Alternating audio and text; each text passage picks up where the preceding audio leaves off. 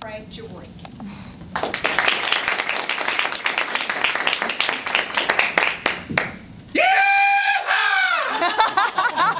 That's the sound of a Texas rodeo. Try that up in Chicago or New York, people just stare at you.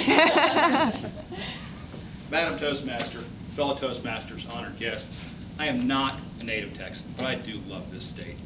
It's my adopted home, and since I moved here as a young man, I've come to appreciate everything about it. And the best thing about Texas is Texans. Yeah. People from Texas are the friendliest people in the world. A Texan will give you his best effort or his last dollar if you're in need. I am proud to be a naturalized Texan. And one of the great things about being a Texan is that we have our own language. There are no textbooks. You learn by example.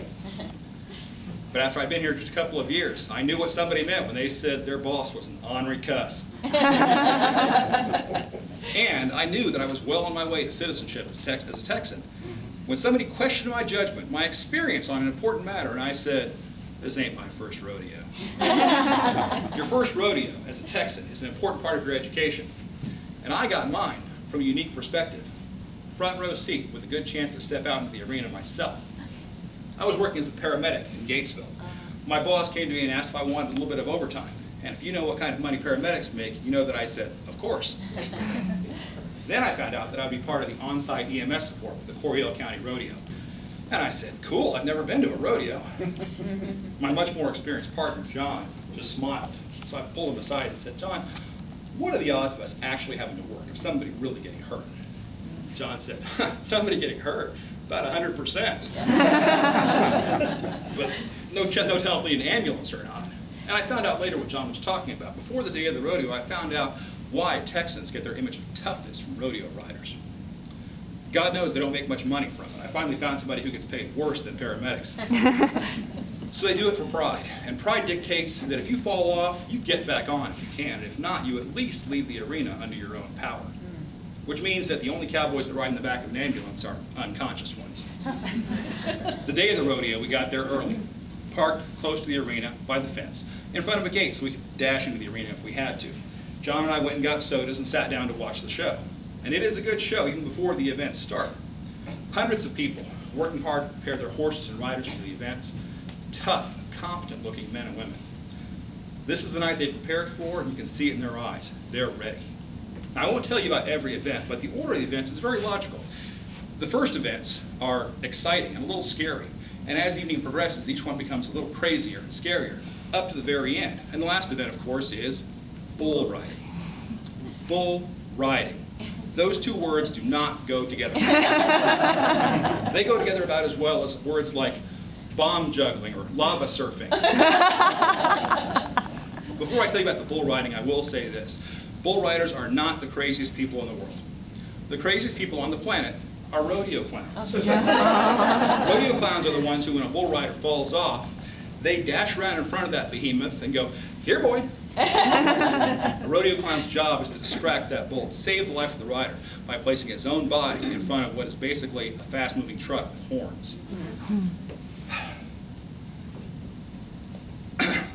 Excuse me. After the second to last event in the rodeo, there's a pause in the action.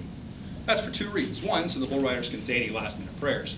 The other one is they drag a big plow back and forth across the dirt of the arena to churn up the dirt. You see, during the rodeo, the dirt gets pounded flat and hard by all the hooves and feet. They churn up the dirt to make it softer so it has more give. That way, instead of it feeling like the 800-pound bull is stomping you into the pavement, it feels like the 800-pound bull is stomping you into a big soft pillow.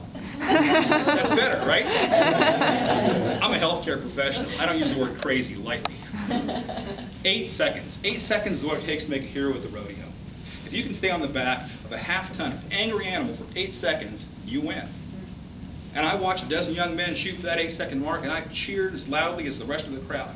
Because sometime during the preparation for the bull riding, I realized the scary logic of the rodeo. The most dangerous events are kept to the end, because in case somebody gets hurt, they don't want to ruin the rest of the show. Oh.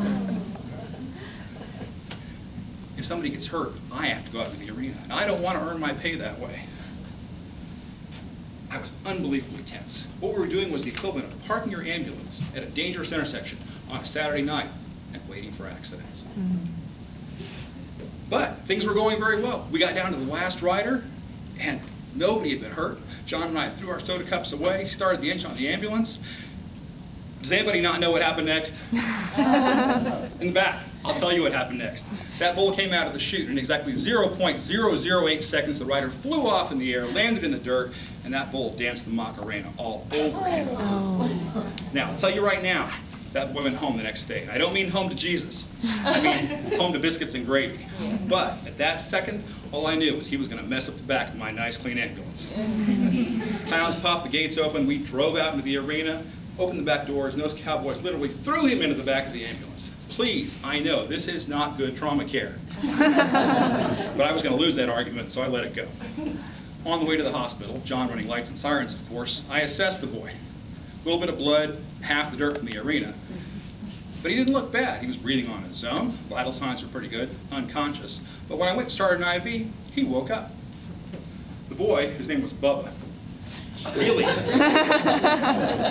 asked me what I was doing. When I said I was starting an IV, he said he was scared of needles. I said, you should be scared of bulls. He said, no, bull riding's fun. Mamas, don't let your babies grow up to be cowboys. By the time we got to the hospital, Bubba was as alert and oriented as he would ever be. After many examinations and x-rays, all they found was a concussion, some cuts and bruises.